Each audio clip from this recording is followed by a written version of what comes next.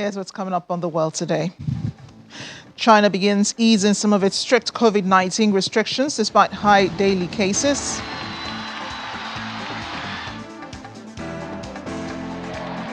Firefighters in Brazil searching for at least 30 people possibly buried under a landslide in a highway in Brazil.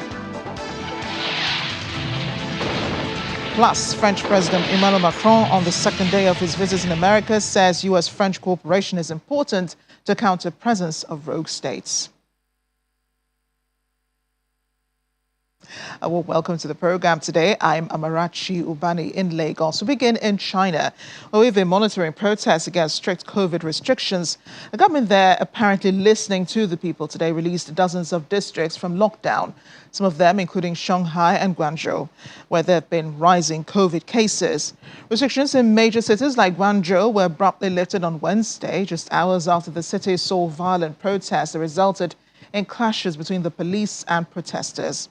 Other major cities like Shanghai and Chongqing also saw some rules relaxed. It comes in stark contrast to an earlier message from authorities that the country needed to maintain a strict zero-COVID policy. China has in recent days recorded its highest number of daily COVID cases since the pandemic began, with more than 36,000 cases recorded on Wednesday. Meanwhile, China's Vice Premier Sun Julan underlined the importance of constantly optimizing the country's COVID-19 response.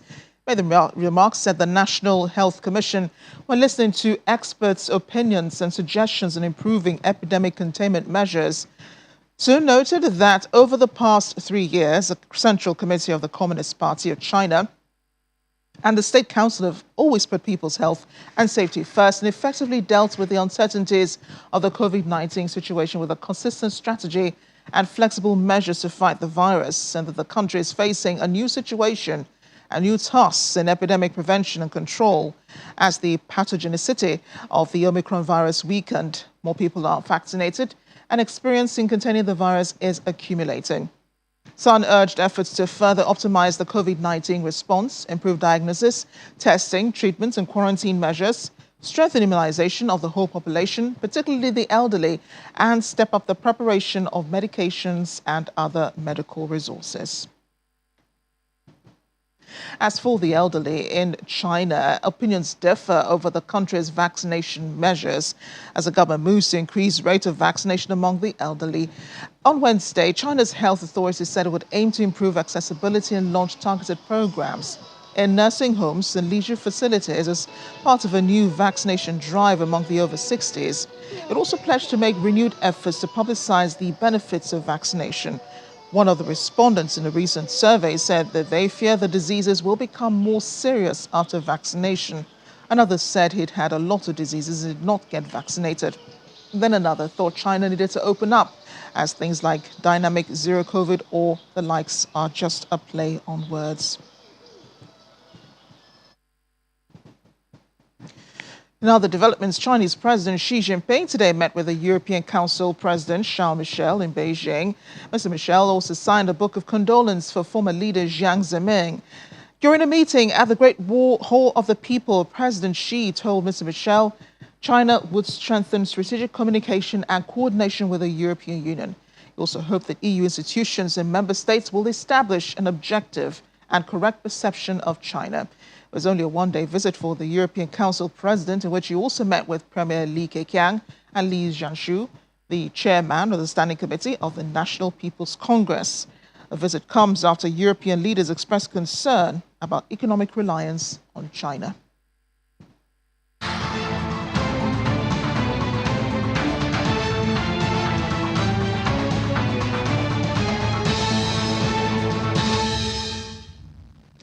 Now, more on that meeting and that one-day visit of the European Council President to Beijing. The European Council President also called on China to use their influence on Russia to press it to respect the UN Charter with regard to Ukraine. Mr. Michel told reporters after his meeting with President Xi that both agreed the nuclear threats are not acceptable and highly dangerous and endanger the international community. Both of them discussed the ongoing protests in China as well.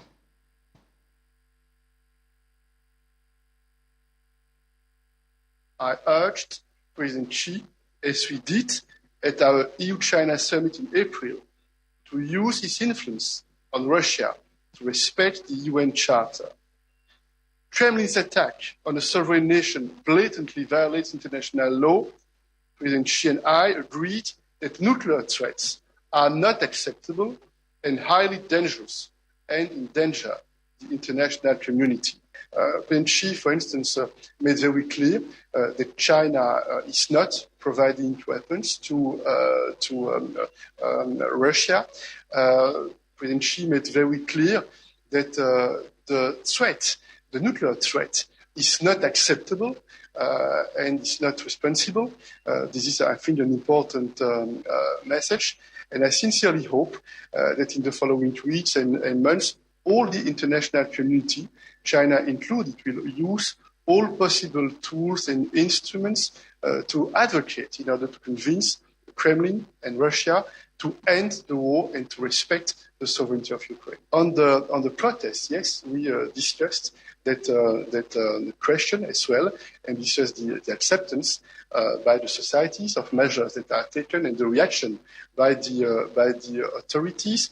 And I just told before that you've also agreed on the principle to resume the human rights dialogue. This is very important as a step, as a signal in order to, I hope, improve the level of dialogue between China and the EU on that important topic.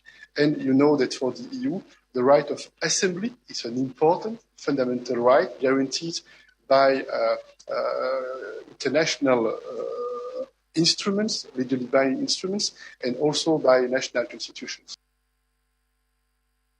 As for NATO Secretary General Jens Stoltenberg, the world should be wary of the security consequences that come with engaging with authoritarian powers such as China. He was making the remark at a security conference in Berlin, Germany, and that the war in Ukraine and the reliance on Russian gas should lead to an assessment of dependencies on authoritarian states. Mr. Stoltenberg further said that while NATO's support of Ukraine comes with a price that led to rising costs of living and increased food and energy prices, Ukraine was paying an even bigger price. The war in Ukraine has also demonstrated our dangerous dependency on Russian gas. This should lead us to assess our dependencies on other authoritarian states, not least China, for our supply chains, technology and infrastructure. We will, of course, continue to trade and engage economically with China. But we have to be aware of our dependencies, reduce our vulnerabilities, and manage the risks. Yes, our support comes with a price. These are tough times for many around the world, including here in Germany, with rising costs of living, food and energy prices. But the price we pay is in money, while the price the Ukrainians pay is in blood. If authoritarian regimes see that force is rewarded, we will all pay a much higher price, and the world will become a more dangerous world for all of us. The Russian government has been making known its perspective, with Foreign Minister Sergei Lavrov accusing NATO of whipping up tensions near China and what poses risks for Russia. Mr. Lavrov said that is why Russia is developing military cooperation with China and conducting joint exercises. He, however, did not provide evidence to back his assertions, but alluded to the formation of the AUKUS alliance between the United States, Britain and Australia, and accused NATO of trying to drag India into what he called an anti-Russian and anti-Chinese at a time when he said the West was attempting to squeeze out Russian influence. He also had more words for the West, saying that they had a real chance to avoid the conflict in Ukraine, but chose instead to spurn Russian proposals to halt the expansion of NATO and agree a special security status for Kyiv. He told reporters in Moscow the Westerners supported the Kyiv regime in its implanting of Nazi theory and practice and law. Corresponding legislative acts have been passed without any reaction from the enlightened capitals in Western democracies. Of course, they supported the Kyiv regime in its attempts to turn Ukraine itself into a bridgehead to contain Russia, turn Ukraine into a territory of direct military threats to the Russian Federation. The West, however, says Russia's proposals made the run-up to the Ukraine war were unrealistic and were insincere. In a related development, bomb disposal experts today defused a fifth letter bomb in Spain as the country stepped up security to confront a spate of explosive devices sent to targets, including the Prime Minister and the Ukrainian ambassador in Madrid. The country's deputy interior minister told journalists that early indications suggest all 5 of the packages were sent from within Spain. The junior minister responsible for security, Rafael Perez, said the devices were contained in brown packages they contain flammable powder and tripwire that would generate sudden flames rather than an explosion and were homemade. He said one of the devices had detonated, injuring a security officer at the Ukrainian embassy in Madrid. 3 others were detonated by the security forces in controlled explosions, and one had been kept intact for investigative purposes. Perez said it was not yet necessary to convene the Security Committee that would evaluate stepping up Spain's terrorist threat level, which is already at the second highest level following Islamist attacks around Europe in the past decade. And more on that, also Spanish security forces did find a 4th suspected explosive device hidden in an envelope mailed to the European Union Satellite Center located at an Air Force base in Torrejón de Ardoz outside Madrid. A statement from the Ministry of Defense said that after scanning the envelope by X-ray, Air Force security officers determined it contained a mechanism. Police are still analyzing the parcel. Spanish Prime Minister Pedro Sanchez's office on November 24 received a letter containing an explosive device similar to the ones received by the Ukrainian embassy. A Spanish weapons manufacturer on Wednesday and the Air Force base were looking at the envelope. Satellite Center supports the EU's common foreign and security policy by gathering information from space intelligence devices, according to his website. EU Foreign Policy Chief Josep Borrell described such systems as the eyes of Europe in September.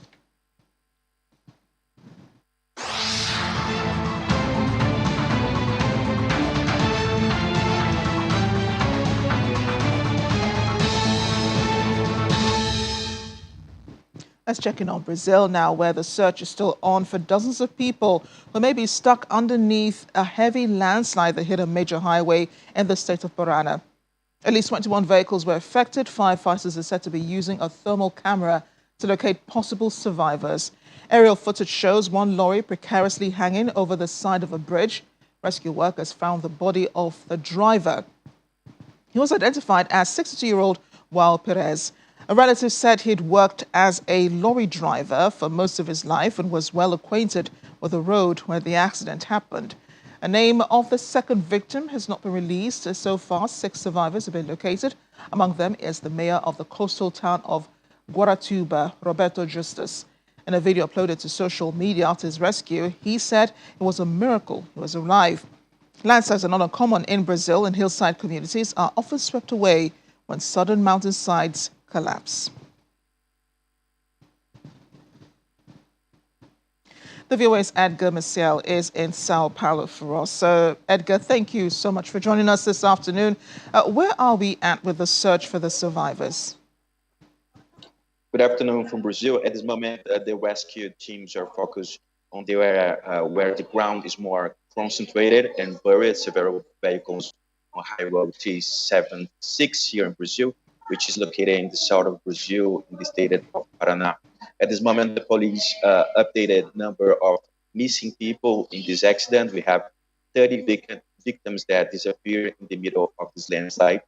So far, 2 deaths have been confirmed by the police. And since it has stopped raining in this region of Brazil this morning, it is safer for firefighters to clean up this area and continue searching for and rescuing victims right now.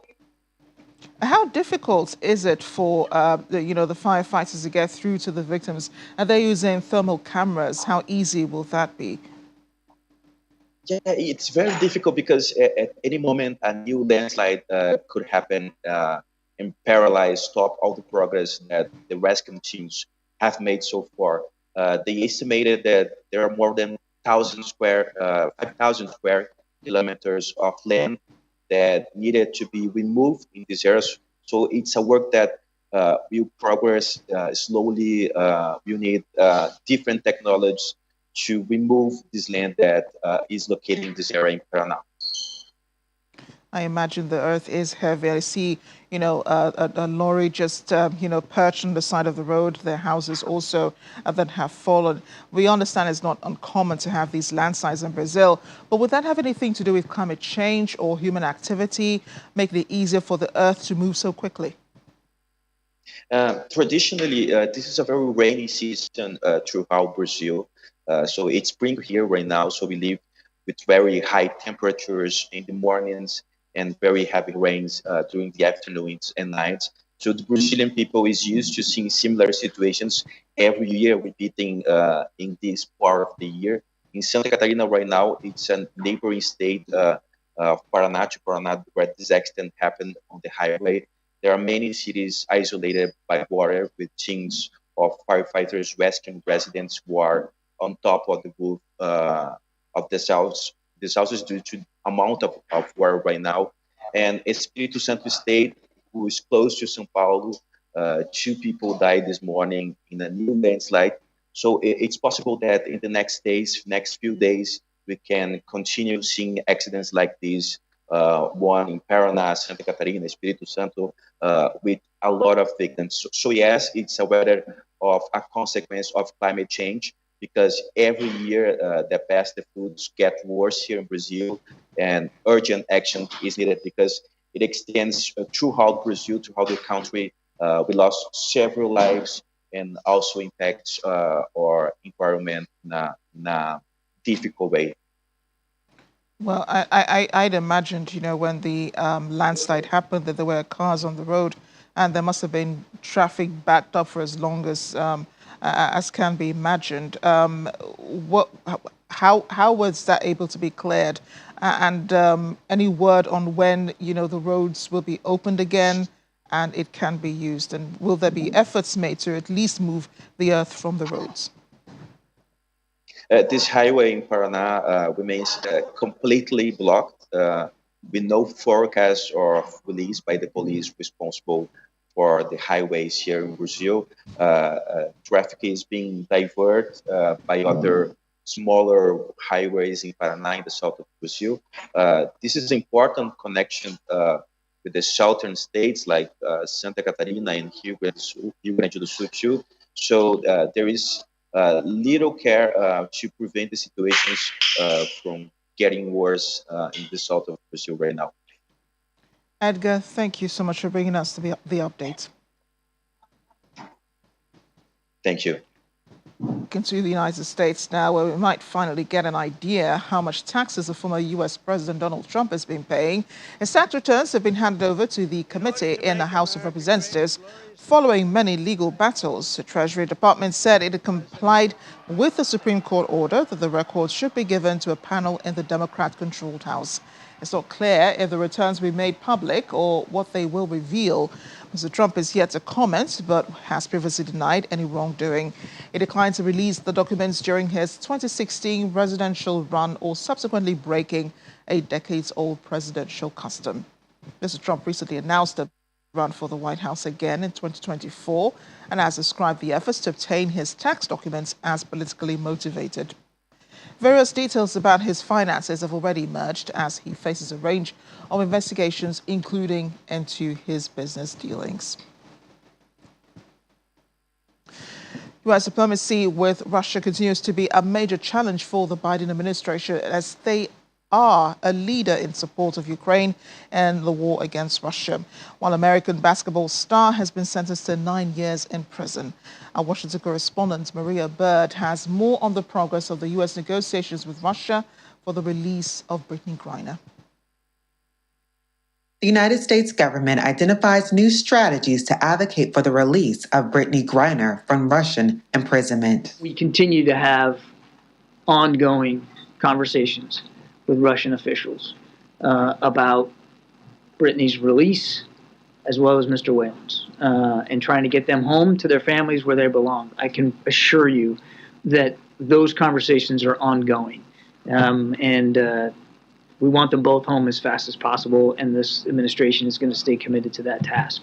According to Brittany Griner's lawyer and agent, she has been relocated to a penal colony in Mordovia, about 210 miles east of Moscow, where she will serve her 9-year sentence. And I think you can understand for privacy reasons, I'm not going to get into much detail about her physical health. I wouldn't do that. I can just tell you that we're taking that very seriously as well, knowing where she is and what penal colonies are designed to do. And we're trying to make sure we have as much access and information about her condition as possible. Sometimes that's done more through her representatives than it is from our diplomatic presence, just because of the modalities of it. But we're doing the best we can to stay on top of it as much as we can. The United States continues to try and negotiate for her freedom, along with that of fellow American prisoner Paul Whelan. Griner's imprisonment continues to weigh heavy on Americans, especially fellow professional basketball players in both the WNBA and NBA. Many are concerned that the U.S.'s strong support of Ukraine and challenging relationship with both Russia and China could further complicate the negotiation for Griner and Whelan's release. From Washington, Maria Bird, Channel Television News. And we'll be talking to Maria some more a little later. But in other news, French President Emmanuel Macron has been in the United States on a state visit. Just yesterday, he held his first public engagement with Vice President Kamala Harris. They said the two discussed collaboration in space to tackle climate change and on security. President Macron said space represents a new place of conflict and that it was important for France and the United States to work together on setting rules and norms because they share a commitment to science as well as democratic values. Harris and Macron announced new U.S.-French cooperation on space during a meeting in Paris a year ago. In this time, we have made great strides. Space is a new place of conflictuality. Indeed. And we have crazy players in the space as well, and we have rock states there, and we have new hybrid attacks, and I think it's very important together because we do share this history, we do have the same commitment and attachment to science and progress, but we do share as well the same democratic values. You and I created the Comprehensive Dialogue on Space, and we agreed to advance specific rules and norms in space, international rules and norms.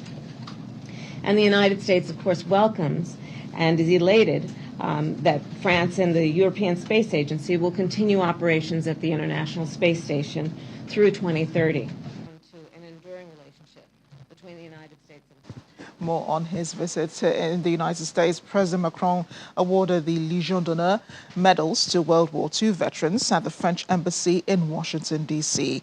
More than a year after Washington, London and Canberra torpedoed a big French submarine contract, pushing Franco-US relations to breaking point, the two countries are expected to put on a show of unity on common threats from Russia and China. The visit also highlights the unique way that President Macron has raised France's profile on the world stage, and particularly in the United States. Since he swept to power in 2017, the French president has launched a flurry of international initiatives that have made him one of the most active global leaders. Experts say that when he meets with President Biden at the White House later, President Macron is expected to confront him over the new U.S. subsidies riling European leaders, and the two leaders may disagree over the endgame in Ukraine and Russia policy.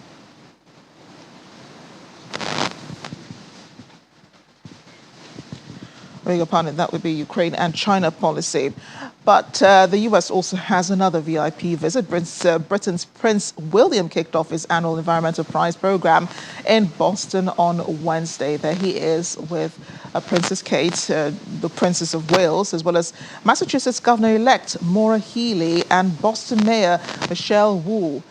William made clear the choice of Boston for his Earthshot Prize was by design. Earlier in the month, the finalists were unveiled for William's Earthshot Prize, which awards £1 million each to 5 winners developing solutions to major environmental problems. Thanks, guys.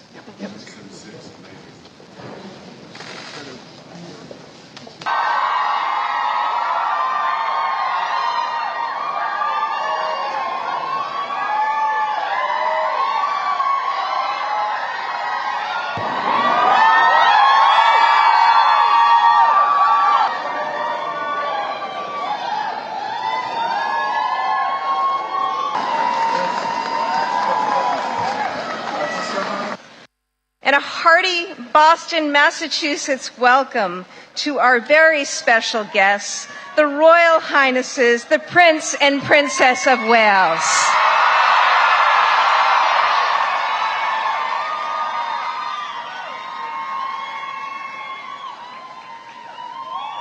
We are absolutely ecstatic, so excited and delighted that you are here with us this evening, that you are here with us this week, and most importantly, that day in and day out, here and across the world, you demonstrate, you show your commitment to climate issues and social change. Their Royal Highness. Well, the Prince and Princess of Wales did get a chance to let their hair down, just a little, courtside that is. Both were met with chants of USA as they attended a Boston Celtics basketball game, also on Wednesday. William and Kate were sitting courtside at the game in Boston's TD Garden Arena. A few spectators could be heard chanting as the royal couple were announced on the arena's Jumbotron screen. The Prince and Princess of Wales are in Boston, their first visit to the United States in 8 years, to attend an award ceremony for the environmental prize, the Earth-Shot Environmental Prize, which, of course, Prince William has set up. We saw videos of that just earlier.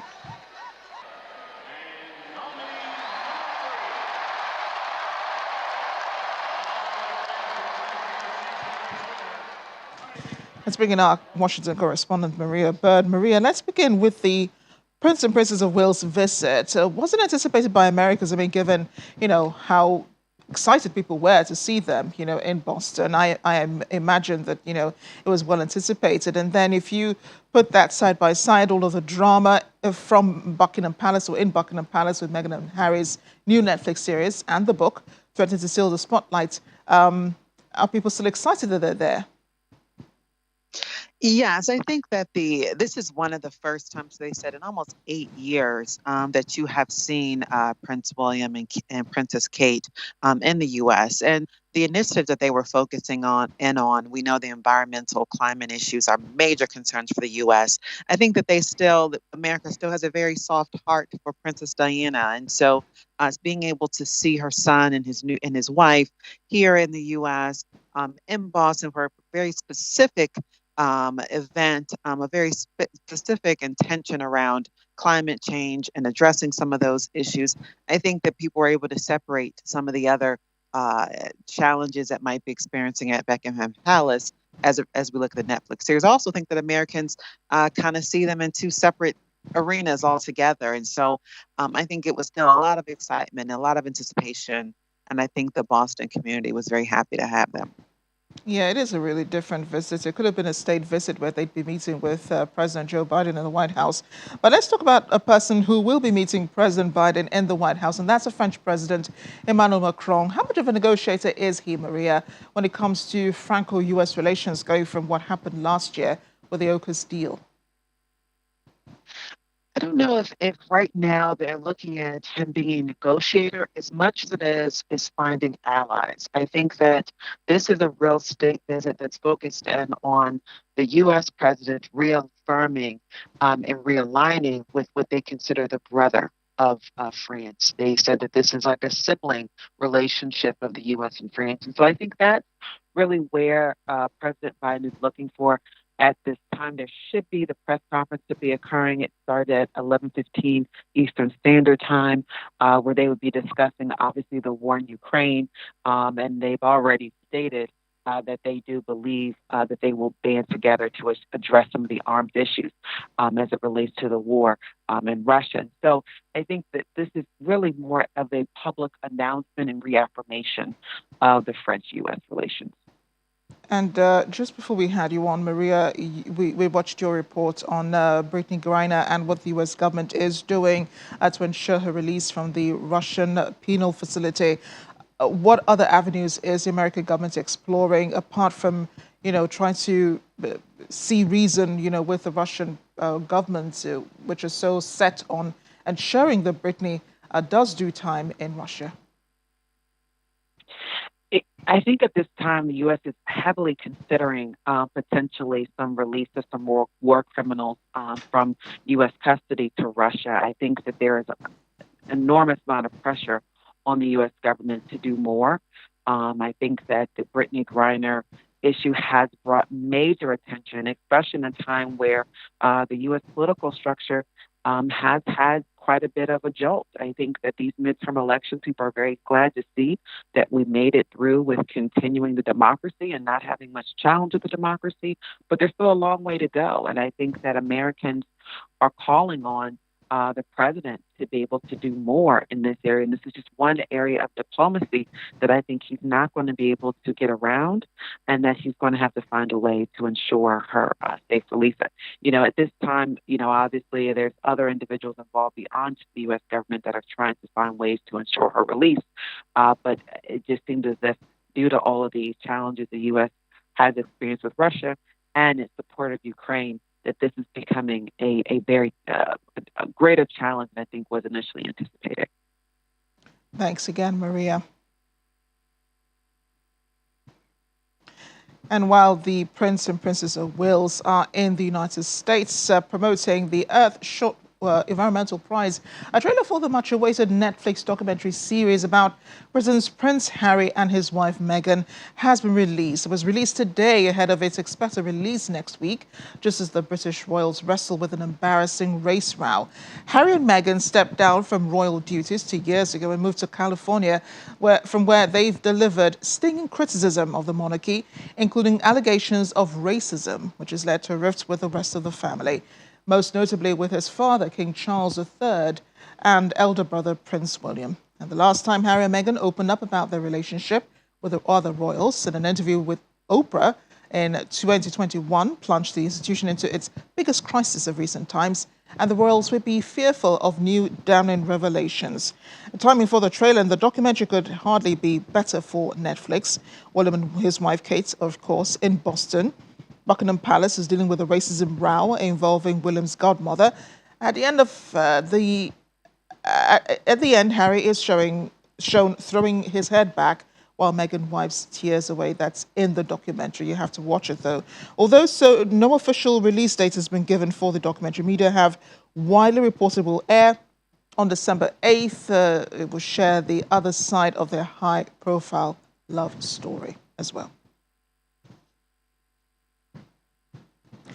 Today is World AIDS Day, and the United Nations and partners have launched an appeal for a record $51.5 billion in aid money for 2023, with tens of millions of additional people expected to need humanitarian assistance. The UN Global Humanitarian Overview estimates that an extra 65 million people will need help next year, bringing the total to 339 million in 68 countries. And that represents more than 4% of the people on the planet, or about the population of the United States. Over 100 million people have been driven from their homes as conflict and climate change fuel a displacement crisis. What we're planning to spend, hoping to spend, which for 2023 is $51.5 billion. Another all-time record, of course. And it's equivalent, the 339 million people is equivalent to the third most populous country in the world. 339 million people, a 25% increase of the total from 2022. 65 million people more next year than this year. And that increase is a steady increase in the last few years. Since 2019, if you look back at the trends, it's been going up steadily by about that amount. It's spiked with COVID, it went up. Unfortunately, it didn't come down after COVID, but the numbers have been steadily increasing. So the next year is going to be the biggest humanitarian program in the world. And I fear that 2023 is going to be an acceleration of all those trends. And that's why we say in this report and generally that we hope 2023 will be a year of solidarity, just as 2022 has been a year of suffering. Now to the real focus on AIDS. The UN official director of the UN AIDS New York office, Cesar Nunez, says ending AIDS worldwide will require an equalized access to rights, equalized access to services, equalized access to resources, and equalized access to the best medicine and science. He was briefing reporters in New York today, where he presented the new UN AIDS report, Dangerous Inequalities, which shows that inequalities are blocking the end of the AIDS pandemic. UNAIDS set out earlier this year that the AIDS response is in danger with rising new infections and continuing deaths in many parts of the world. We call the world's attention to a painful reality. Currently, we are not on track to end AIDS by 2030, and the reason is inequalities. But there is good news. By equalizing, we can end AIDS. In the midst of a crisis of debt, austerity, and inequality hitting developing countries, cuts in aid for global health are not strategic. Now it's not the time to step away. It is the time to step up. It is through international solidarity that we reduced inequalities and financing and made amazing gains against AIDS, including bringing more than 28 million people onto life-saving treatment. On World AIDS Day, UNAIDS joins with people living with HIV and communities around the world with one shared call to action: equalize. Equalize access to rights, equalize access to services, equalize access to resources, equalize access to the best science and medicine. This is how we will end AIDS. Nigeria and South Africa have signed a memorandum of understanding on political consultations as part of a string of agreements coming out of the midterm review of both nations' binational commission. Nigeria's Minister of Foreign Affairs, Jeff Onyama, and his host, South Africa's Minister for International Relations and Cooperation, Dr. Naledi Pandor, signed on the dotted lines in Pretoria today. Our South Africa Bureau Chief, Betty Dibia, has more. The midterm review of the 10th session of the Binational Commission follows last year's visit of South Africa's President Cyril Ramaphosa to Abuja. Officials from both sides have been discussing for days, and the ministers signed on the dotted lines.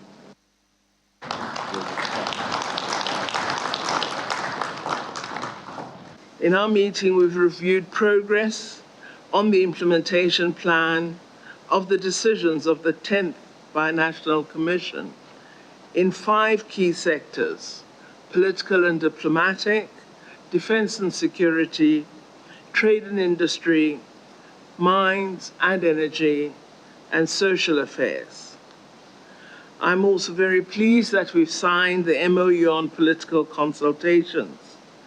I believe this signing will further deepen and strengthen bilateral relations and cooperation between South Africa and Nigeria. We've welcomed the progress made in the consular and migration matters.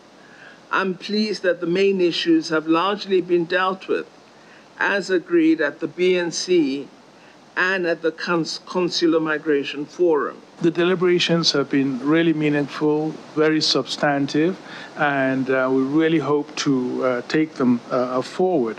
And I commend all of you for all the very important and valuable input you've made today in the deliberations. And I'd like to, continue to urge us all to fast track our internal consultations and processes to ensure that these very, very important MOUs, agreements that are still pending, that they are ready for signature before the next binational commission. Both ministers agree that some progress has been made, especially on challenging issues like visas, permits, and access to doing business. But there's still work to be done on a number of challenging areas like visas to Nigerians, probably more access to doing business by Nigerians in South Africa, and enabling policies for South African businesses to keep their doors open in Nigeria. We have to do what we have to do to lure back those South African retailers and other businesses that have decided, for whatever reason, to withdraw, and and to get them back. Well, I'm glad we've begun to implement the e-visa system. I think that's going to be the solution to a lot of the problems that we have. There are areas to iron out, and we have discussed these in this meeting, but we've put systems in place. We're alert to the problems. We're talking to the Department of Home Affairs, and we have increased capacity, both at the High Commission in Abuja, as well as at the consulate in Lagos. So South Africa is serious about ensuring that this relationship is strengthened. Minister Panda also pointed out that the failure to convene and maintain regular contact has hindered faster progress, and appealed to responsible departments to speedily give life to what's been agreed on. Nigeria formally established diplomatic ties with South Africa in February 1994. Nearly 30 years later, the ties are still very much work in progress, filled with the good, the bad, and the frustrating for both sides. And these are the issues that the Binational Commission say it's trying to address for the better. Hopefully, the many meeting outcomes, as well as the MOUs signed, will become more tangible for good than mere words on paper. From Pretoria, South Africa, Betty Dibia, Channels Television News. Not done just yet with South Africa. An independent panel appointed by the Speaker of the country's parliament has found preliminary evidence that President Cyril Ramaphosa violated his oath of office, findings that could lead to his eventual impeachment. Ramaphosa, who has not been charged with any crimes, immediately denied any wrongdoing. He is less than a month away from an elective conference that will decide if he gets to run for a second term on the governing African National Congress's ticket at the 2024 polls. The recommendations were made by a three-member panel set up to inquire if Ramaphosa should be impeached after millions of dollars in cash was allegedly stolen at his private farm. The panel said it was evident that Ramaphosa put himself into a situation where there was a conflict of interest between his official responsibilities as president and as a business person involved in cattle and game farming, and acted in a manner that was inconsistent with his office. The chances of impeachment are slim, given the ANC's dominance of parliament, where it holds 230 seats, or nearly 60% of the total, and typically votes along party lines. Impeaching a president requires a two-thirds majority in the National Assembly. And back in June, it emerged that an estimated $4 million was robbed at Ramaphosa's farm in 2020, raising questions about how the billionaire president, who took to power on the promise to fight graft, acquired the cash and whether he declared it. We have set aside the 6th of December for consideration of the report by the National Assembly. The role of the National Assembly pertaining to this report is articulated in the rules. The House will consider the report, its findings and recommendations, and adopt a resolution through a simple majority vote, whether a further action by the House is necessary or not. Well, anyone seen Santa? Some people say that he is in Malta's National Aquarium at Cowrie, feeding the fish. There he is. The watery scuba claws, helped by an elf, plunged into a huge fish tank in Malta's National Aquarium to hand out treats to sharks and fish, but only those who had been well behaved throughout the year. Well, how would he know? Father Christmas did not hand out any presents, though. The aquarium fish will just have to wait until Christmas Day, like the rest of us. The aquarium is located in Kora, in the northern part of the island, and hosts more than 175 different species of various animals, including fish, mollusks, reptiles, and insects.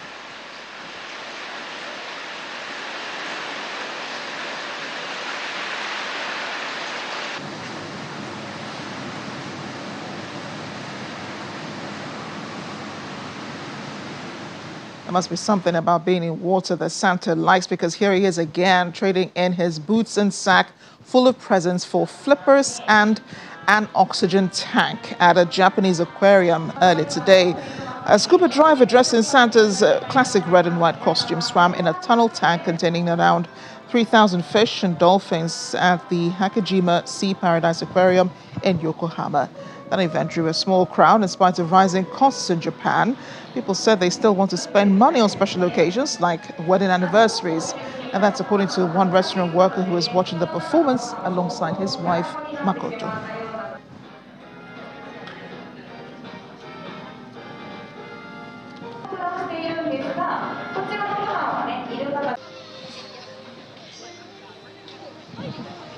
It is my great honor to stand here with all of you and introduce our hosts, President Joe Biden and First Lady Jill Biden. Well, Christmas has started all over the world, hasn't it? Even in the United States, President Joe Biden and First Lady Jill Biden kicked off the holiday season by hosting the 100th National Christmas Tree Lighting Ceremony at the White House. 2, 1, here we go! Yeah, okay!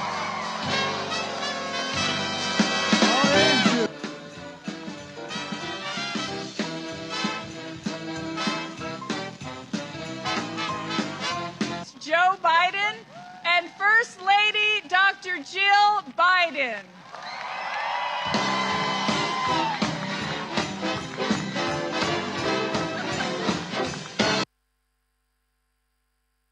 For 100 years, Americans have gathered at the White House to celebrate the holiday season with the lighting of the national Christmas tree. Through seasons and struggle and strife, progress and prosperity, for a century and counting, we've come together in a spirit of unity and joy, hope and light. And so we do today with an eternal spirit of our nation as well. We also hold in our hearts everyone who is missing a loved one tonight. And through this Christmas season, we're grateful for all those who console and give them comfort. That's America, a nation full of talent and aspirations, daring and undaunted, a nation that hurts and heals, but never, never, never, ever gives up. So from the Biden family to yours, Merry Christmas, America. God bless you all, and may God protect our troops. 5, 4, 3, 2, 1.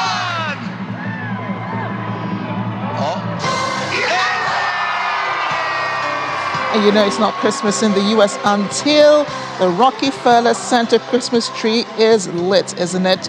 The event was open to the general public. A 2-hour ceremony was broadcast live on NBC with star-studded performances.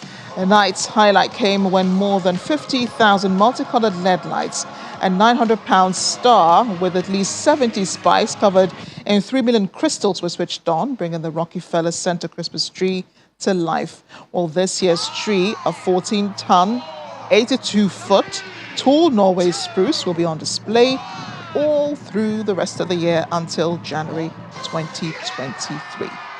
Hope we've done our best setting the mood for you for this season. Thanks for watching. I'm Amarachi Ubani.